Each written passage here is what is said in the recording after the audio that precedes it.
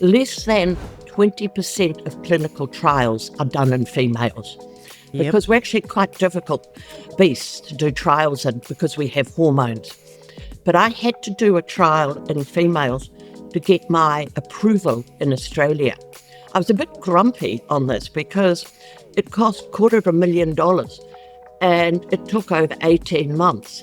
But the results were stunning, absolutely stunning. Women are more sensitive to GLP-1.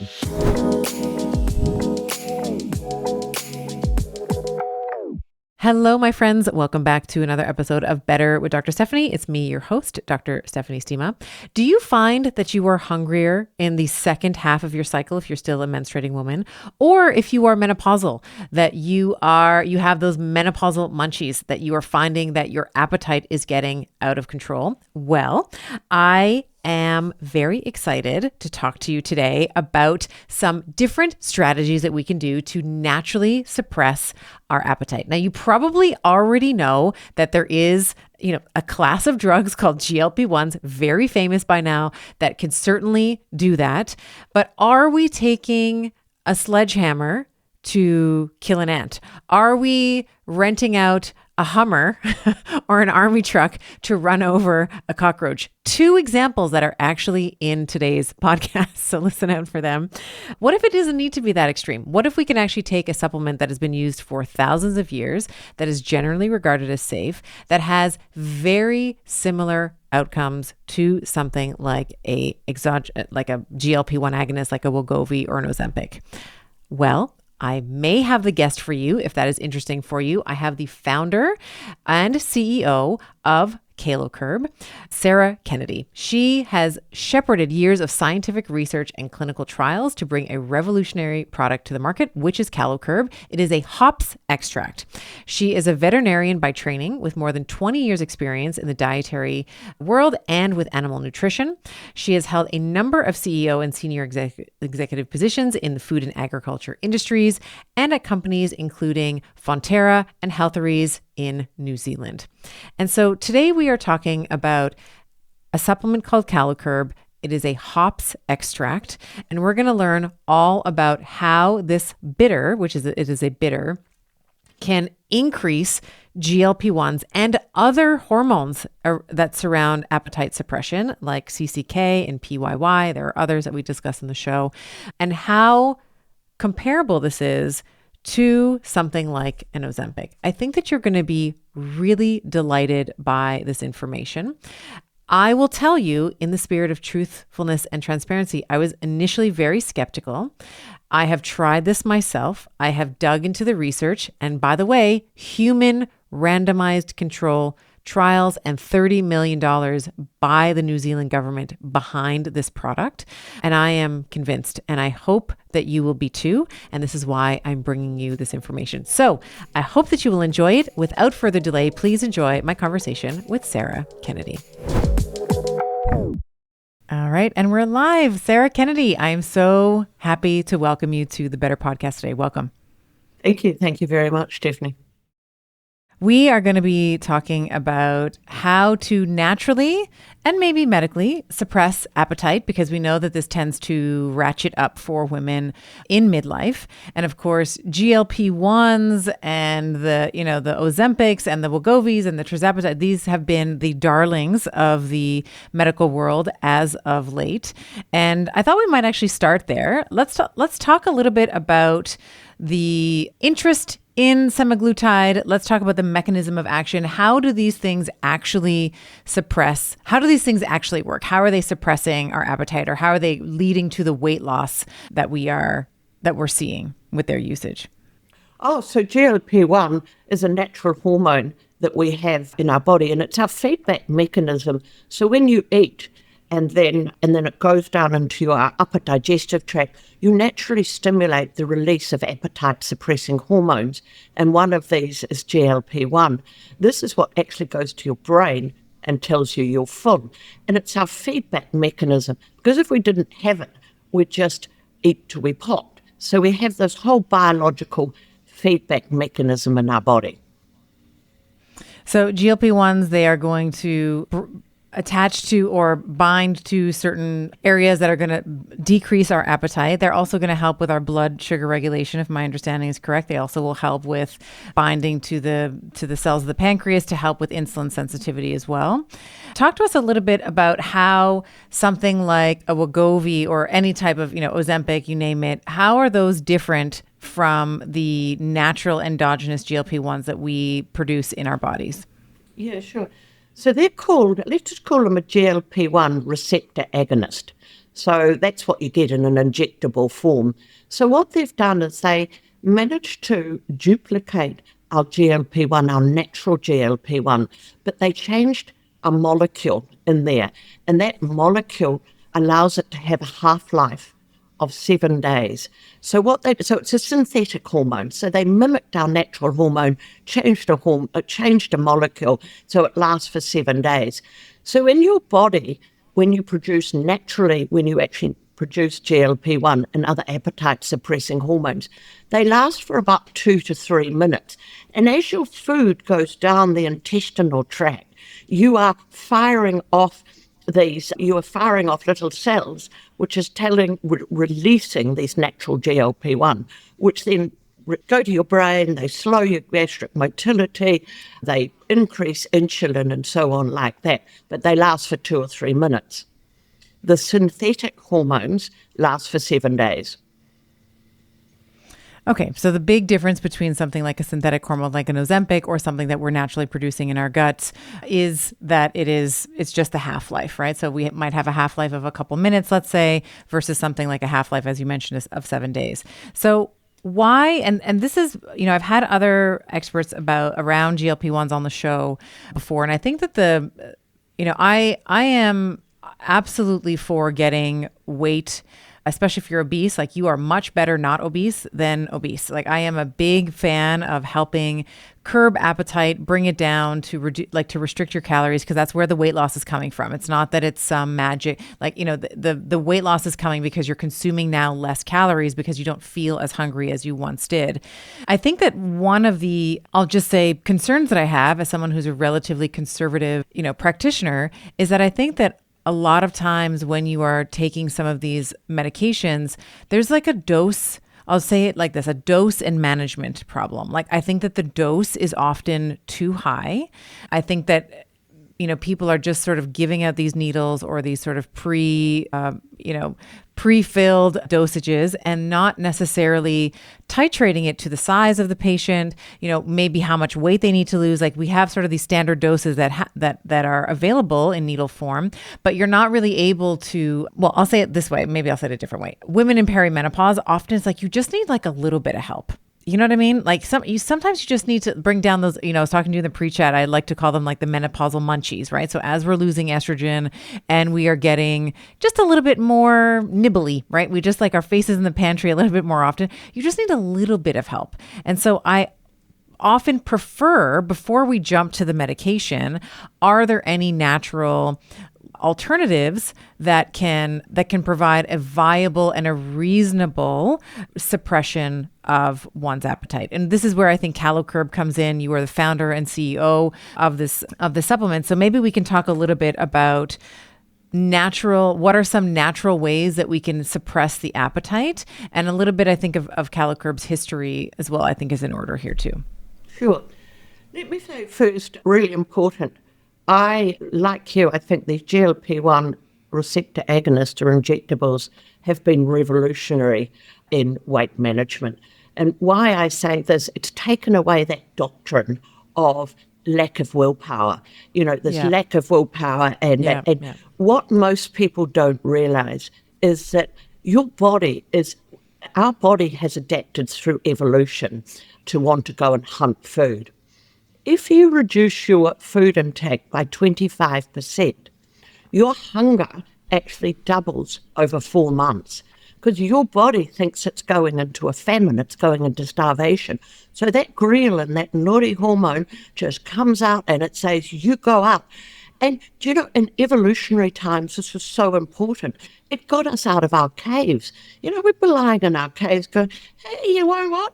it's raining. I don't want to go outside. So this is something that pushes us. So I think this whole discussion has been so important about it's not just willpower. It is about our evolutionary and our biological feedback mechanisms. So that's the first thing. The second thing is, so great for that. The second thing is what promotes natural GLP-1? Well, when you eat, you produce natural appetite-suppressing hormones. And as we talked about, this is your feedback loop. Otherwise, we just pop. But they come a little bit late. Why I laugh is that, like after a big meal, let's say Thanksgiving or something, about 45 minutes later, you go, oh, wish I hadn't eaten so much. And that's that feedback loop. So you want to be, so when you inject in a GLP-1, you're actually got that switch off the whole time. So what you're wanting to do naturally is turn that switch on earlier or turn it on before you eat too much. So this is what Calocurb does. So the natural extract or the extract amarisate. Now I'll just tell you a little bit about the extract. It was actually named by the scientist. Never let scientists name anything because no one can pronounce it. Amara actually means bitter and sate actually means bitter satiation. So this extract goes down and you take the capsule an hour to an hour and a half before you eat. And what it does is it disperses in the intestinal tract and it stimulates bitter taste receptors, which go all the way down through your gut. And it stimulates them to release CCK or cholecystokinin, which is a very potent appetite-suppressing hormone. GLP-1, which we know that what it is, and PYY. So it is mimicking what happens with food, and it goes down the digestional tract, firing these natural hormones off to tell the brain you're full. So when you go to eat, you'll be able to eat. You just can't eat as much because your brain's already saying, hey, you know what? You're a bit full. You don't need to eat, which is why with human clinical and published studies, people will eat 18% less calories. And let me put that into context for people. That is about 230 calories a meal, depending on how much you eat, but it is 18%. To give that into quantify it, semaglutide, which is Ozempic, the average is around 24% a day. We're 18% per sort of meal or every time you take Calocurb. So let me just reiterate, we are firing off the natural GLP-1 or the appetite-suppressing hormones before you eat. And why? We do it at a biologically significant level. So we increase these three, or GLP-1 and CCK, by 600%. That's twice the normal amount you would produce. You have to be above 400% to make any behavioral change. Okay, let's actually pause there because I think that is very important because, and I wanted to bring this up and I was saying in the pre-chat, I was like, I think we need to bring this up because lots of celebrities, lots of products out there that are trying to, we'll say, capitalize, profit off of the popularity of these GLP-1 medications that will come up with their own supplement formulation, like here's my version of the natural GLP-1 thing. And so there's one that I was talking to you about that has like saffron extract, lemon fruit extract, red, orange. And I was like, okay, what? And it was basically like your daily GLP-1 supplement, right? Very famous family. You can all probably guess who I'm talking about. And I went into PubMed and I was trying to find, I was like, okay, tell me why red, orange, and saffron and lemon fruit in this particular, concoction, this particular, what they were calling a GLP-1 supplement works. And, and maybe you can comment, you would probably know this more than I, but I couldn't find anything compelling to justify that. I mean, I'm sure if you just drink water, you could probably stimulate some GLP-1 because it's endogenous to our, your body's like, oh, there's something here, right? But these particular ones that I'm talking about didn't really have a lot of how will I say it? Like clout? Like there was not a lot, the weight of the evidence was not in the favor of these ingredients. So I wanted to maybe talk about the hops. I want to talk about hops and why bitters are important. And that number that you just said, you need to be above 400%, because I don't think people understand that. I think if you hear something like it's going to increase it by 35%, people are like, oh, wow, that means that my appetite's going to reduce by a third. I think that that's how people think about it. So maybe just expand a little bit on that minimum effective dose at 400%. And then this why Calocurb is focusing on hops extract, which is what this Amarasate, I'm saying that wrong. Amarasate, how that, we'll just call it hops extract. Why the hops extract is so effective. Yeah, look, we get very grumpy, of course, when we see these products and they go, we stimulate GLP-1. Look, as you said, eat an apple and you'll stimulate GLP-1, but you have to be above 400% to make any behavioural change. It really, and I look at them, and when they say 35, I couldn't find any evidence either. I looked all through. In fact, the studies I did see were like there was no statistical difference whatsoever. So I kind of think if you throw a whole lot of charts at things, people think, well, you've done a study. But let me go back to the beginning, and I think that might explain it. You probably tell by my accent, I'm not Australian, all right?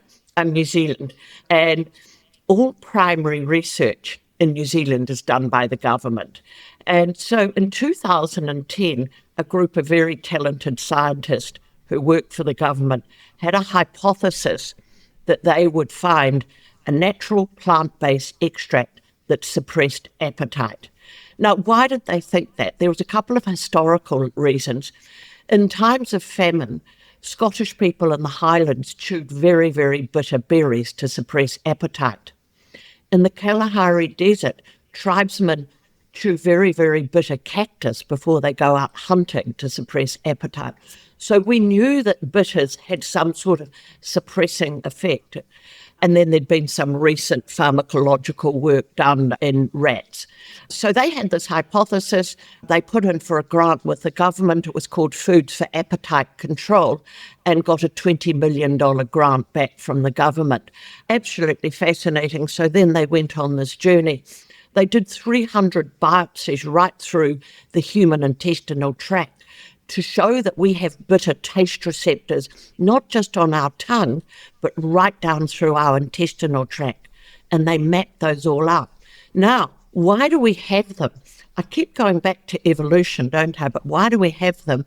Is because when you eat something very bitter on your tongue, you have 25 taste receptors on your tongue. When you eat something very bitter, you'll spit it out, because bitter was associated with toxic. When you eat it, it goes down to your stomach. You are either likely to stimulate ghrelin, which will tell you to eat more to try and dissipate whatever could be toxic, or you may vomit it up because your body's saying, hey, you shouldn't be eating this. If it goes into your intestine, you are stimulating these appetite-suppressing hormones because they're saying to your body, hey, this could be toxic. Stop eating. And this is how it came about. Now, the reason, why do we do this in evolution? Well, in fact, plants and animals sort of evolve at the same time. And if you think about a plant, let's look at an apple tree. An apple is very, very sweet because the tree wants you to eat the apple to spread the seeds, but it doesn't want you to meet the leaves, so it makes the leaves. So leaves very bitter. So it's kind of this joint evolutionary tract. So just think bitter will suppress appetite in the intestinal tract. So they did all of this, they mapped this. They then built this high throughput model using these human cells, and they tested over 1,000 extracts to see what produced, what would make these fire, what would make these cells fire. And not surprisingly, only 2 worked. Now, the reason for that, because if they worked all the time, you imagine we'd never eat. We'd have a cup of coffee and we'd never eat. So it's a highly sensitive mechanism. So the 2 that worked was, one was a form of a potato oxalate, which was great, but it's poisonous. So you'd be thin but poisonous, thin but dead. The other one was an extract from hops. And because they are plant breeders, they bred most of the hops in New Zealand. So they tried another 50 different varieties of hop till they came up with the Eureka. And that's what they named a marisate. Once again, never let scientists near anything. And this a marisate. So that's when they had the Eureka. They formulated it then into a dosage form that would take it into the upper digestive tract, so in a delayed release. And then they took it into their first human clinical. And that's where we showed, if given an hour before a main meal and an ad libitum lunch and snack, we increased these GLP-1, CCK and PYY levels by 600% and reduced calorie intake by 18%. So this wasn't, we'll just take a few extracts and, we'll do this. This was over 1,000 that they tested on these enteroendothelial models. This all took 6 years and $20 million. So why did the government do it? Well, we have an obesity problem in New Zealand as well. So they were looking to how they could discover something in New Zealand. And it was around 2017 when I was approached with this extract to say, hey, we have this, what should we do with it? And that's how Calocurb evolved from that. So my background had been in human nutrition, and I had run one of the largest health and well-being companies. And I looked at this extract and I said, I had never seen something with that amount of science in this bigger category, where we could own it literally from source to shelf. And I was just entranced by it. But you've got to remember, 2017, 2018 was before the whole Wegovy craze. So we were way before that. So, trying to convince people that we are actually helping appetite management by increasing their appetite-suppressing hormones was a lot harder than I originally considered. Anyway, it's an extraordinary product. And we then went on and did 2 more human clinicals, both in males and females. And I want to emphasize the female one. Less than 20% of clinical trials are done in females. Yep. Because we're actually quite difficult beasts to do trials in because we have hormones. But I had to do a trial in females to get my approval in Australia. I was a bit grumpy on this because it cost $250,000 and it took over 18 months and it was during COVID. So, but the results were stunning, absolutely stunning. Women are more sensitive to GLP-1. And we showed that we got, so in a 24-hour water-only fast, we gave Calocurb in the last 8 hours at 16 hours and 20 hours, because you've got to get a hunger that you can measure. And we showed 100% decrease in increased hunger. So at 24 hours, they were no more hungry than they were at 16 hours. So that's extraordinary. And these are all And was that a low dose? Let's talk a little bit about the difference. So I'm familiar with the study. I've looked at it in just preparation for this conversation, but the reader or the listener might not be. So if we have, there's 3 different arms, right? We had the placebo, we had low dose and high dose. So let's talk about the 3 arms of the study and what they were given. Okay, so the high dose is the dosage we recommend with Calocurb, which is 250 milligrams. So the low dose was 125. So you still got appetite suppressing, but the one that really blew me away was the 120% decrease in craving. So they were less craving food, less at 24 hours than they were at 16 hours. That's the end of a 24-hour water-only fast. And then we gave an ad libitum. When I say they, the scientist, I'm not allowed anywhere near it. They gave an ad libitum, or eat till you're full meal at 24 hours, and they ate 14.5% less calories. Now, that's 4 hours after their last dosage. So here we know that we dose at 250 mg, which is what we recommend. It goes down through the intestinal tract, firing off these receptors, and it lasts for 4 to 6 hours. It reduces appetite, it reduces hunger, craving, and calorie intake. So I hate using this terminology, but we are the only natural Ozempic, if you want to say, or GLP-1 at a level that'll make a big behavioural difference. And just to emphasise that, we are actually patented. Our patent is granted in the US, in Australia, the one that I was grumpy at, and pending in New Zealand and Europe. So, it's an extraordinary product. And I suppose, just as a founder, why was I so entranced by it? And I will say this very honestly now, I battled with my weight for my whole life. I was never really overweight, but it was always this love-hate relationship.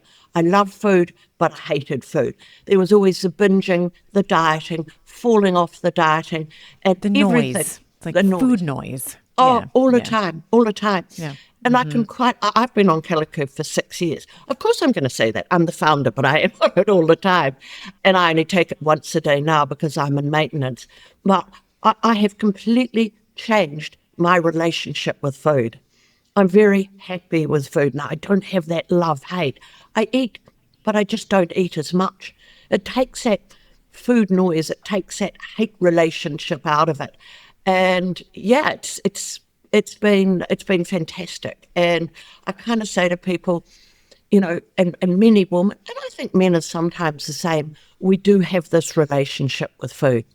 Yeah, I think what you're saying here is really important, because I think that people who have what you're describing, that food noise, like you're either thinking about food, or when you're eating food, maybe you're so nervous that you're going to overeat that you're stressing yourself out, and then you're not digesting the food properly anyway. And then you finish, you're like, did I have enough? Did I have too much? I'm not sure. And then you're thinking about the next meal. And, all of this is really, we hear this a lot from patients who struggle to manage their weight. And this is actually, I've said this on the show before, but I think it's worth mentioning. I've really, in the beginning, when I was a very young, naive, stupid doctor, and I'll say that because, I was very rigid in the way that I looked at weight loss. It's like calories in, calories out, and it is a willpower issue. If you cannot control, but obviously that is first of all, that's very, I would say it's a non-compassionate viewpoint to take.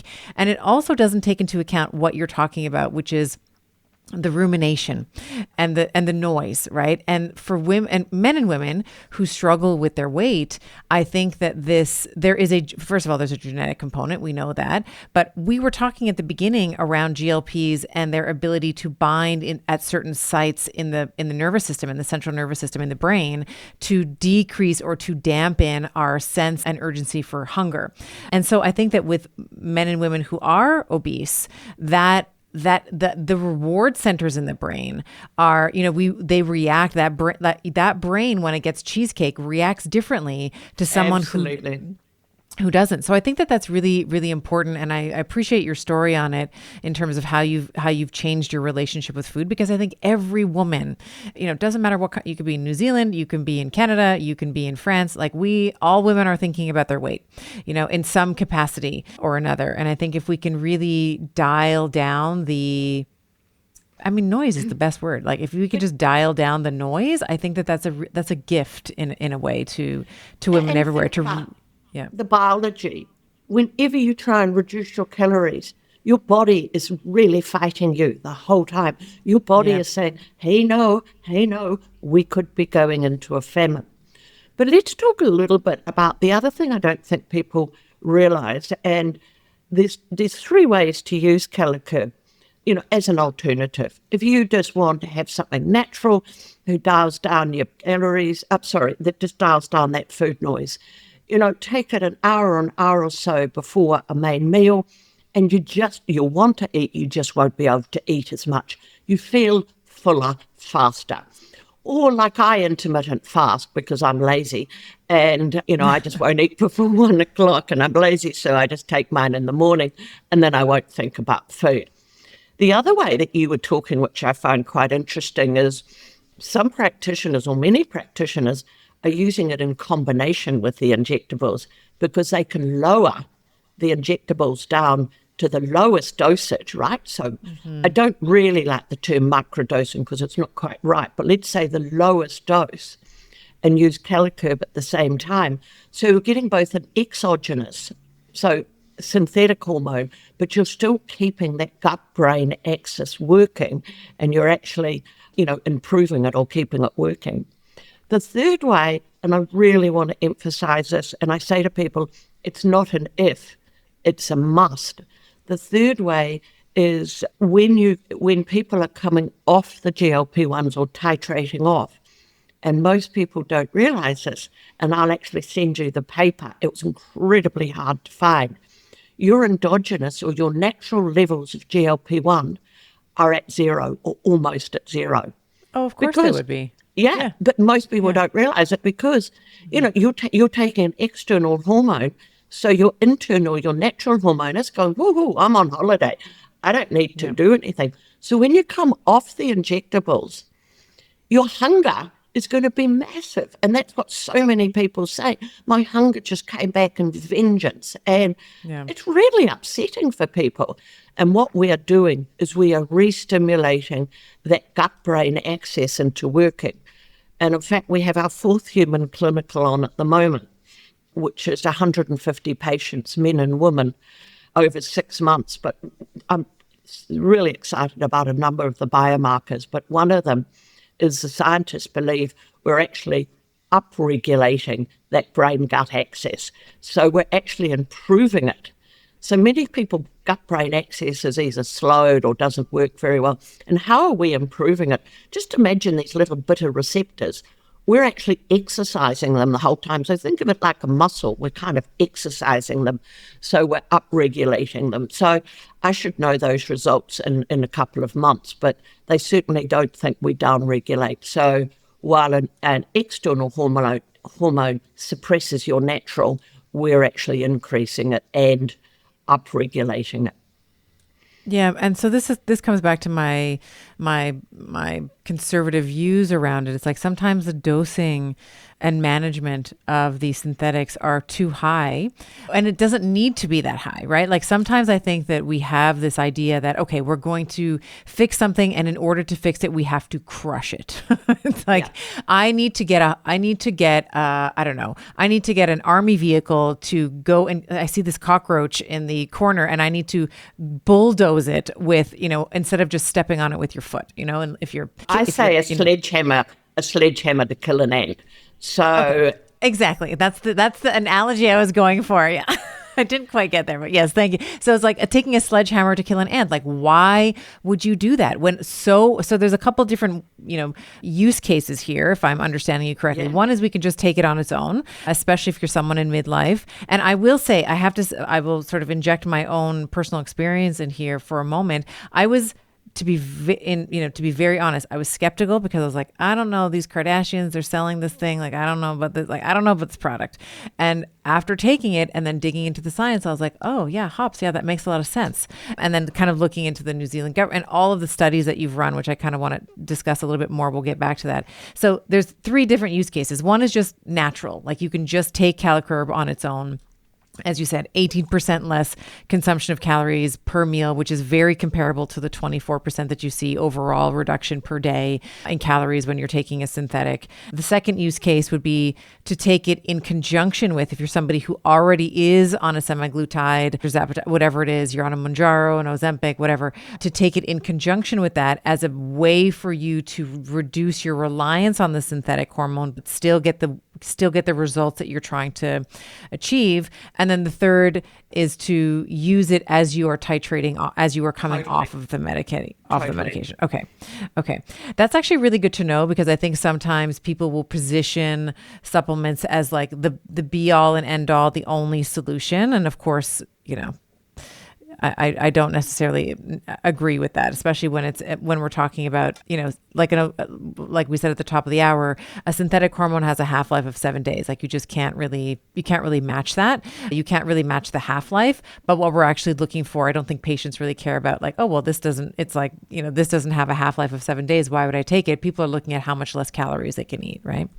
Yeah. The other thing is, I want to go back. These have been revolutionary in the way that we look at weight management.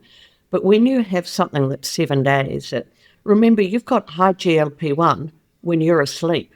You don't need high GLP-1 when you're asleep. So that's when you actually really want your GLP-1s, is you take it when you eat it.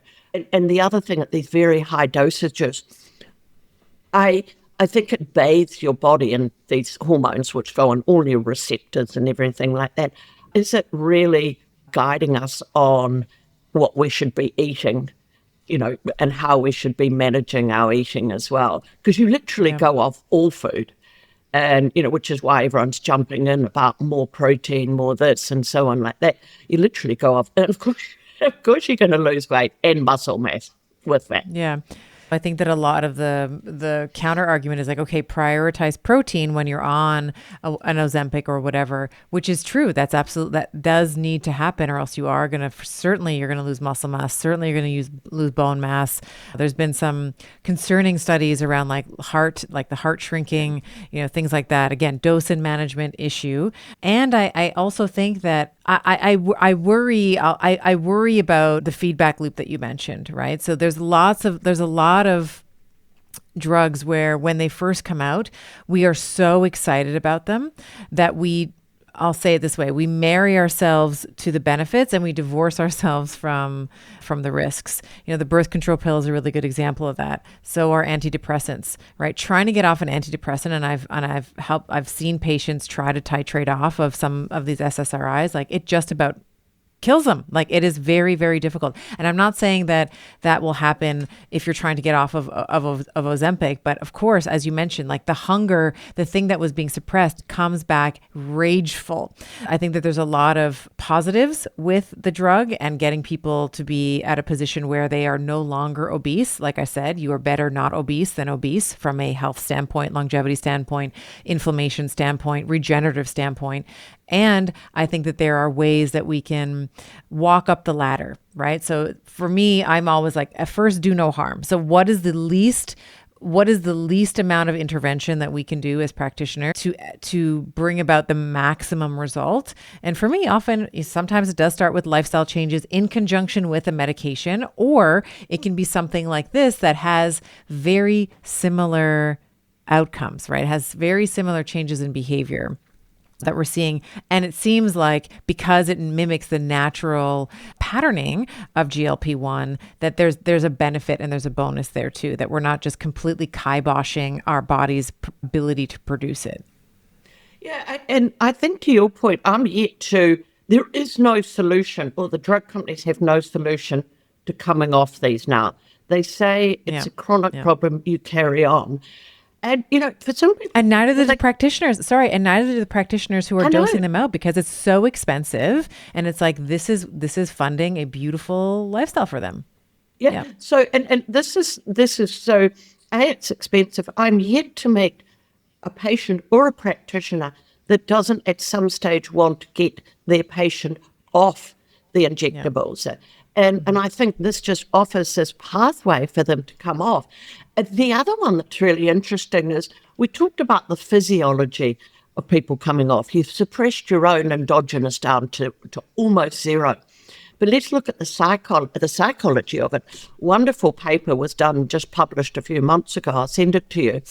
It was a smaller amount, but they looked at the psychology of people coming off. It was fascinating. 100% of people had the feeling of fear and hopelessness. So there's a physiology, but there's the psychology of anxiety coming off. Yeah. So you've actually got this anxiety coming off. I'm going to put back on weight. And do you know what? They are. Over 2/3 of people, as we know, put the weight back on. So all we're doing is going into this long-form yo-yo dieting. So absolutely help me take the weight off, but then help me keep it off. You mentioned a little bit earlier, I made a note of it because I wanted to come back to it, that the capsule, when you take it, is distributed in the intestine. Are we talking about in the duodenum? Are we talking small intestine, large intestine? Where? And I know that there was a study that and I wanted to talk about this, I'll loop in the study as well, where there was a gastric release of the hop extract. There was a duodenal release of the hop extract. Does it matter where? Does it matter? Is it upper intestinal? And this is for my dark roast Betties. These are for my Betties that are listening that want like the nitty gritty details. Tell us a little bit about where it's having its greatest effect. Yeah, sure. So it goes down, it's a delayed release cap. So it's actually manufactured, I think important. We grow the extract and we grow the hops in New Zealand.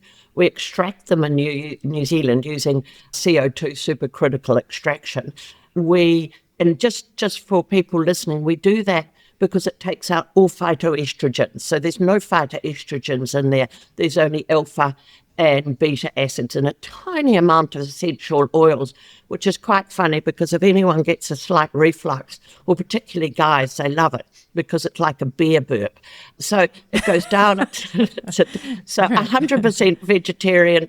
It's in this amazing patented, so we're patented, and this is in a patented capsule. It goes down and it releases in the duodenum, and that's where, so it releases there in the duodenum, and this is where you get the CCK, and then it's sort of like this insoluble, it's like a thick, almost paste honey, and then it moves down, and then, because it's like I try to explain it a bit like a pinball going against the side of your intestine, firing off these receptor cells, and the extract itself is insoluble, or almost insoluble. So less than 1% is absorbed in your bloodstream.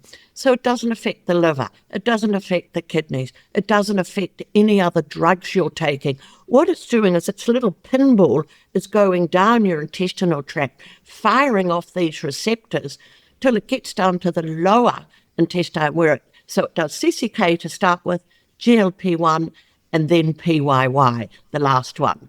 So those are the three. So we stimulate 3 appetite suppressing hormones, which is why our side effects are so minimal, because we've got 3 versus a very, very high dose of 1. You ask why the duodenum?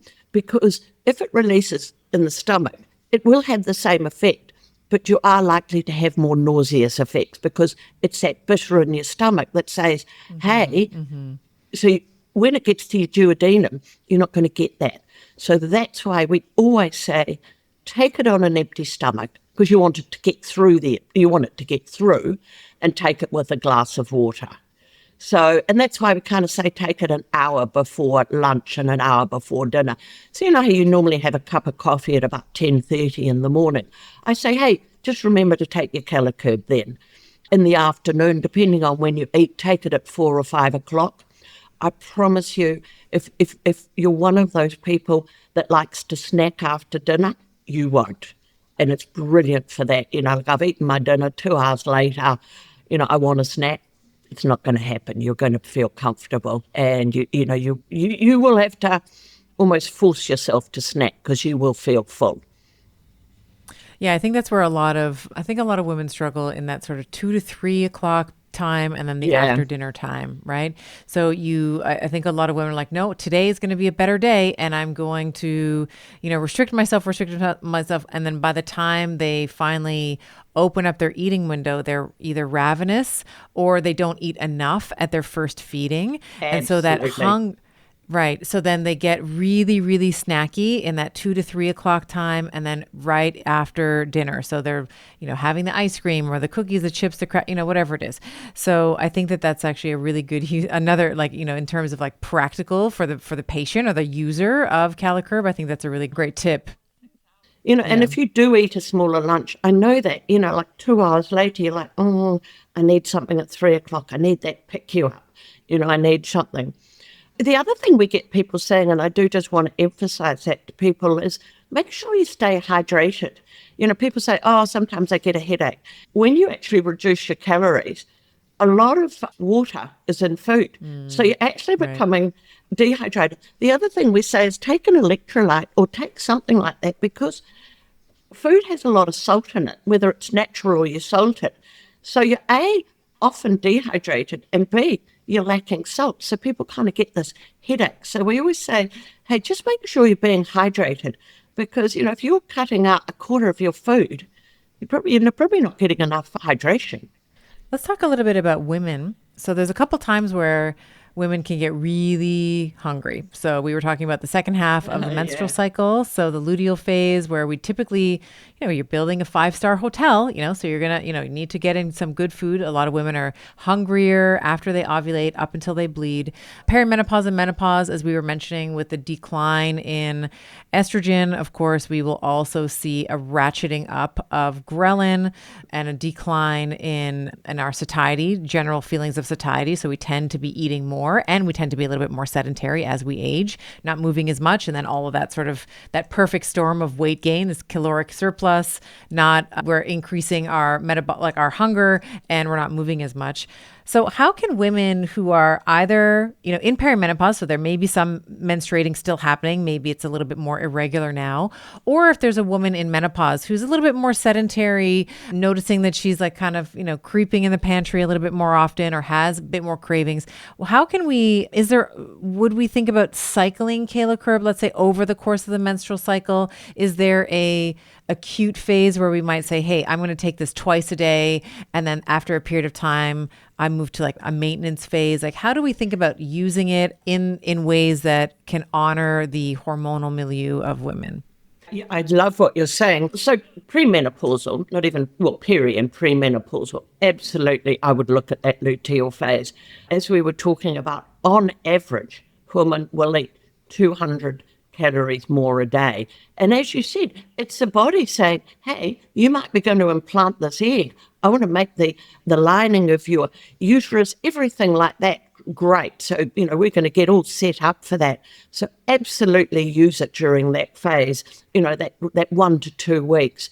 And, start with, and I'd use it probably twice a day during that. For menopausal, we'd also talked about women, just to stay the same, have to eat 200 calories less a day. I mean, I know that's sort of a gross figure, but that's what they say. So 200 calories. So absolutely use Calocurb with one of your main meals, because you're going to reduce it by 200 calories. And it's going to stop that snacking and going to the pantry and so on like that. So if you think, oh, you know what, I want to reduce my main meal in the evening, and I don't want to snack after dinner, just take it at about 4 or 5 o'clock. That's great. So as I'm listening to you, should you be taking this on an empty stomach, or do you want to take it with a meal? No, empty stomach. Absolutely. Because you want to get it to the upper digestive tract, or you want to get it to the duodenum. It's not going to do you any harm if you've got food, but it's going to get a little bit trapped in the stomach. You want it to go straight through. It's a delayed release. You want it to go straight through to the duodenum. And can you overdo it? Like, is there any, No. You can't overdo it. So you will know if you've overdone it, because you can't really, but if you do overdo it, you may get a laxative effect, right? So That's why we have an onboarding. So 1 a day for 2 days, 2 a day for 2 days, and so on like that. It's all on the package. Not if you've been taking it for a while, because you know how your body responds. But in 5% of people, and I was reading this paper yesterday, how we talked about the distribution of the bitter taste receptors. In 5% of people, they have more bitter taste receptors, and this came out in this mapping study, than the other 90%. So some people, the lucky ones, will only need one capsule. Need one capsule. And look, it doesn't matter about your size, your weight, your anything. It's just a distribution of your bitter taste receptors and how many you have. So in that, you may stay on one. 95 or 90% of people are on 2, like I take 2. And it's sort of the average. But and you will know if you get a laxative effect, just to drop it back down again. Because all your body is doing is reacting to that super stimulation of GLP-1. So if you think about it, when you have an injectable, 68% of people have gastrointestinal issues. That'll be nausea, vomiting, constipation. We have around 5%, which is a laxative effect. It's very normal. It will happen an hour after you've taken it, and it will go. But just stay on the one capsule, and then your body gets used to the super stimulation of GLP-1, and it goes, hey, this is all right. That sort of sounds like magnesium. Like when Yes. you reach your upper tolerance of magnesium, you get some loose stool, so a little bit, and then you just pull it back and it's gone. 100% like magnesium. And, a lot of people, particularly if they've been on the injectables where one of the side effects is constipation, don't mind.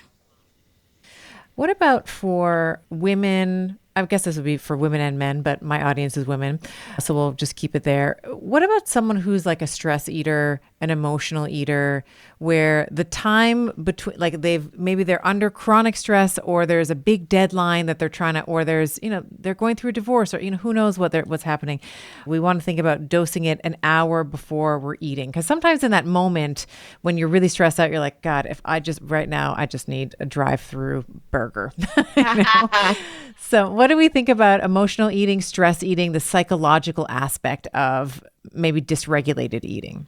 Yeah, it's wonderful. We want to do some more research on that. It's in our science plan because we think there's addictive behaviours. And remember, your addictive behaviours is right by your hunger centre. They sort of, because there's reward with food and so on like that. And we're kind of, we think it really helps in that. If you know you're really stressed or you are going to stress eat, just remember to take your Calocurb whenever you want. Just take it on an empty stomach, because it's far harder to stress eat when you're full and your brain's telling you you're full. Yeah. It is. It's just harder. I mean, and stress, you don't actually have to be really, really hungry to eat when you're stressed, but when you feel full, it is harder to eat. I'm always the other way. Stress, isn't it funny? Stress just turns me off food completely.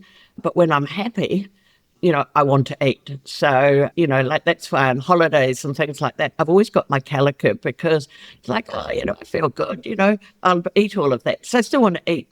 The other thing I use it a huge amount for is travel, because, we travel so much, and, we're waiting at airports, we're on planes, and the food offerings are not great. I mean, they're not bad, but they're not great. So use it for that as well. So you're not like, you're bored, you've got a 2-hour wait. What are you going to do? Go and get some pretzels, go and get some snacks? That's not great. And those are the sort of offerings that are there. Right. And those little things really add up. I often think of, whenever we travel to Europe, it's croissants and butter, some bread. And of course I love all those things, but I do love the idea of like, hey, I can actually just I can still enjoy the food. I'm just not going to enjoy as much. And I have control over that as well. That's great. Actually, you mentioned something that just triggered, I just love that you mentioned this, because one of the things that we're seeing from a psychological perspective for individuals who are on exogenous GLP-1 receptor agonists is that other addictive adjacent behaviors. So like the shopping online, like the splurging online, or just the addictive types of behaviors, the compulsive drinking or the compulsive whatever it is, gambling, blah, blah, blah. We're also seeing those dampen down, which I think is really, really interesting.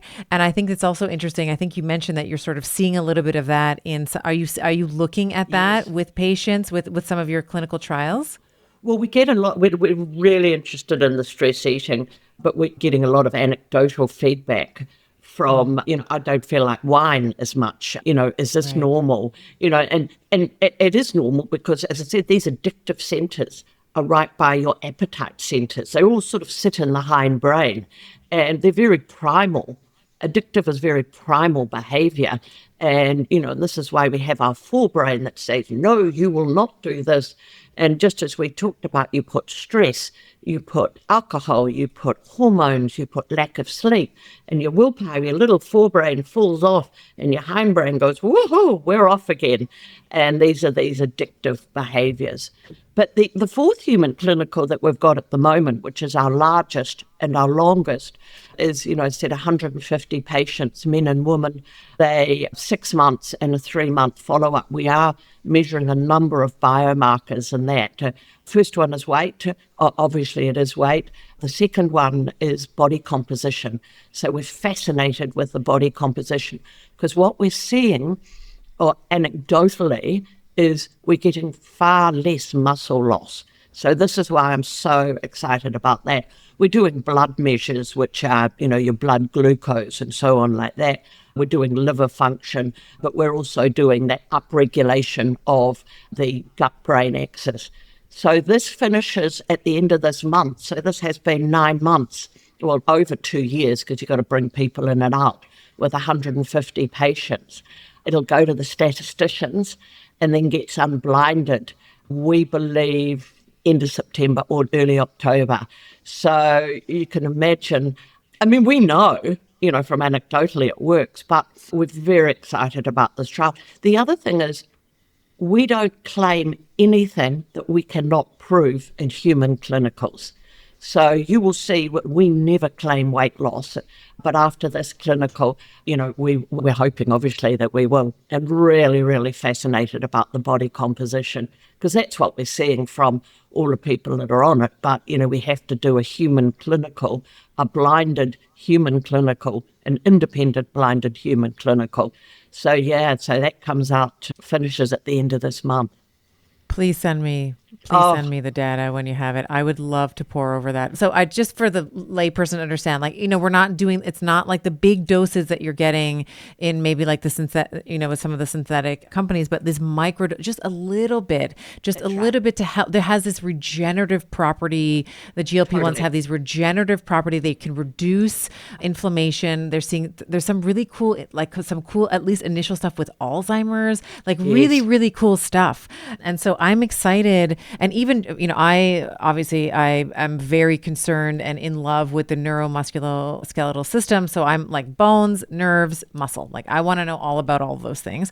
There can be, again, at a low dose, that microdose, there's some insulin sensitization that's happening at the level of the myocyte, at the level of the muscle. So all of these things are very, very positive for GLP-1s, not to be abused, right? But just like a little bit of it, That's where I keep that endogenous, keep that natural gut-brain axis going. That's what I'm saying, because then you can work with that smaller dosing, that low dosing for all the benefits, but you're still keeping that gut-brain axis going.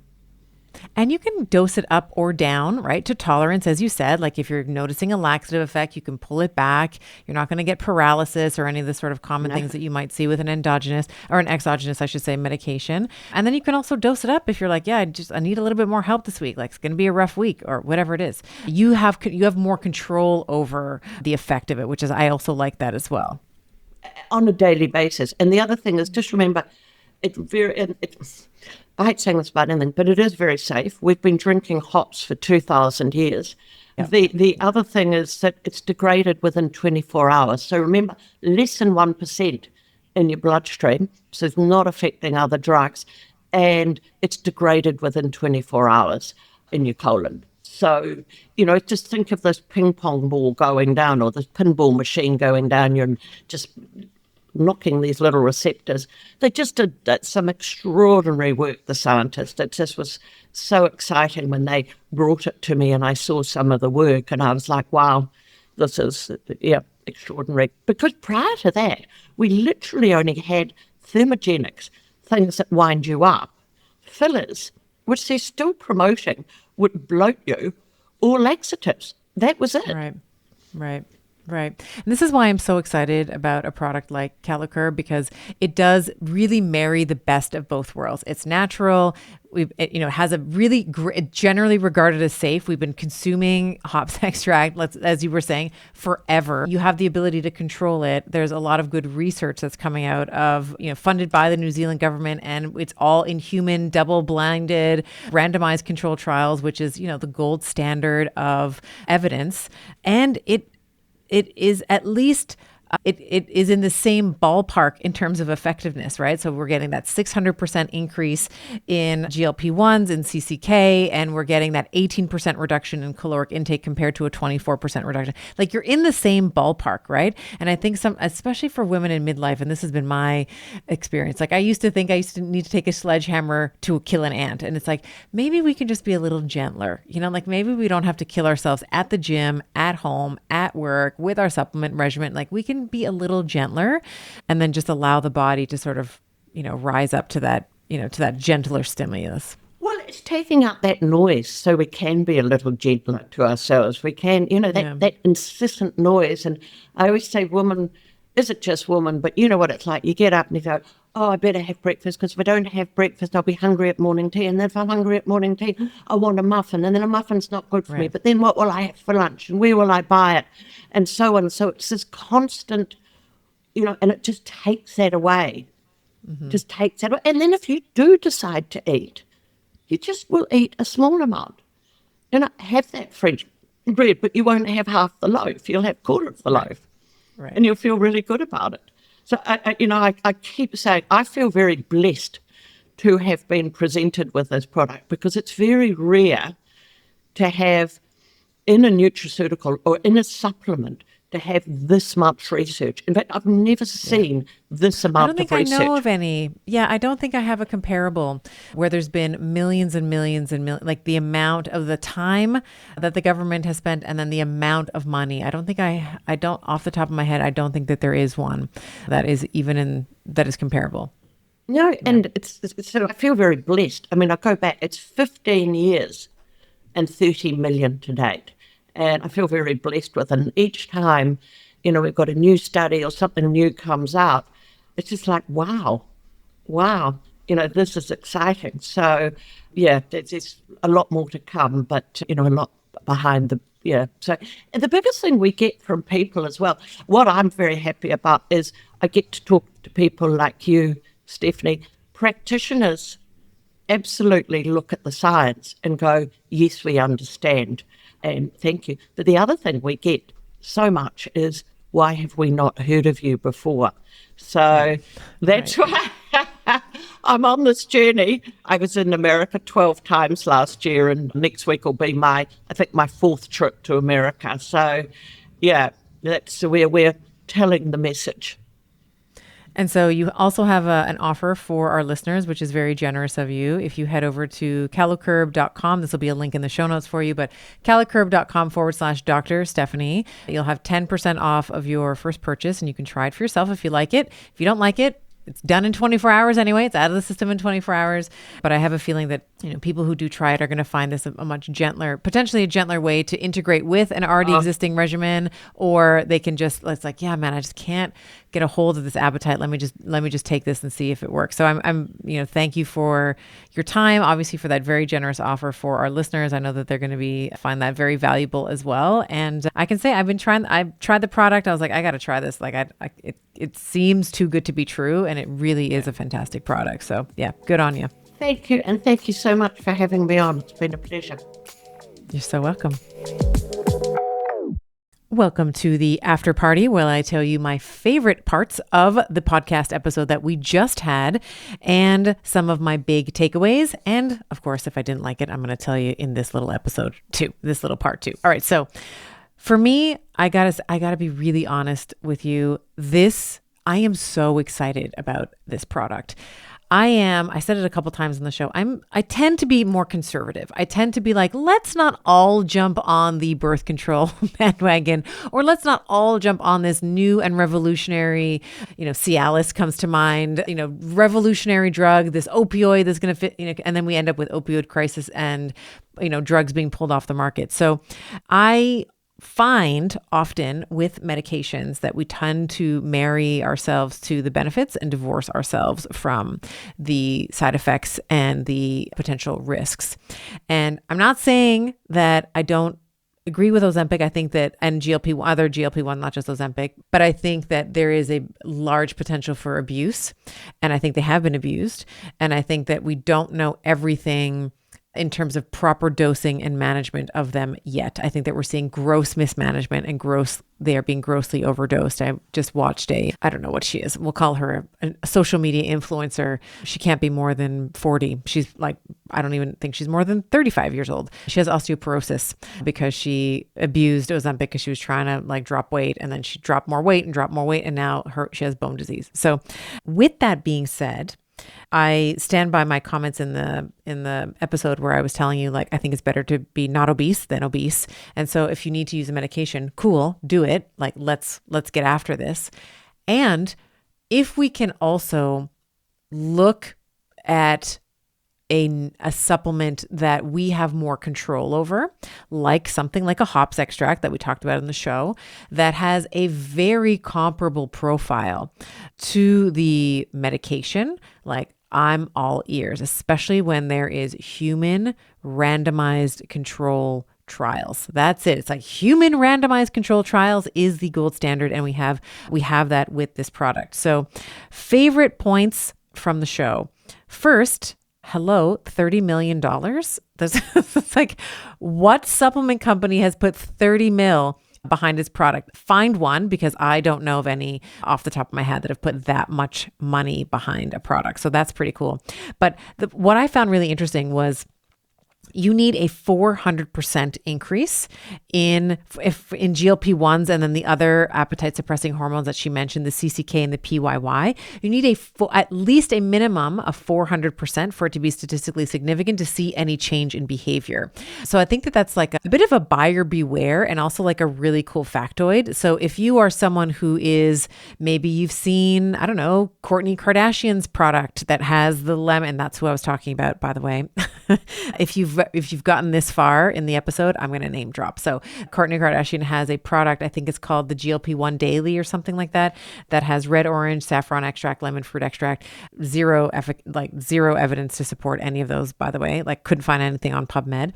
But you might, even if there was some evidence and it said, hey, we can increase GLP-1s by 70%, like that actually sounds crazy good, right? But you actually need 400%, minimum 400% for something to be statistically significant and to change human behavior. And the Calocurb research is demonstrating a 600% increase. So that was really cool. And also a little bit of buyer beware, right? Because you know that there's going to be predators in the supplement world that are going to say, look, take my thing, it increases it by 70%. We know that that's actually garbage, right? So I like that. I also really liked the different use cases, right? So sometimes we often think of like all or nothing, like, okay, I'm only going to take the supplement or I'm only going to take the medication. But Sarah really presented a really nice 3 different use cases for it. Like, you can just take the supplement. You can take the supplement all along. If you're already taking like an Ozempic or a Wegovy, or a Mounjaro, you can take it alongside that and actually use it to save you some cash, right? Because they're not cheap, and you can actually you can sort of get yourself to a lower dose while still providing the same amount of appetite suppression and caloric restriction that those drugs offer. And then the other one, of course, is when you're coming off of those drugs. Maybe your insurance ran out, maybe you've lost the weight, maybe you can't afford it anymore for whatever reason. You can use the Calocurb hops extract to help you titrate off of it. And there was like a throwaway sentence that she said it really quickly, but she said something along the lines of like, one of the reasons why this is a really cool supplement is it almost like exercises the cells, I think she was referring to the L cells in the stomach, to actually release the GLP-1s, which I thought was really cool. Often with medicine, we inhibit, right? We take away the ability. So with an Ozempic, for example, it's like a GLP-1 agonist. We are taking away hunger completely. But in so doing, you're also taking away your body's gut-brain axis and your ability to produce your own hormones. So I thought that was really, really cool.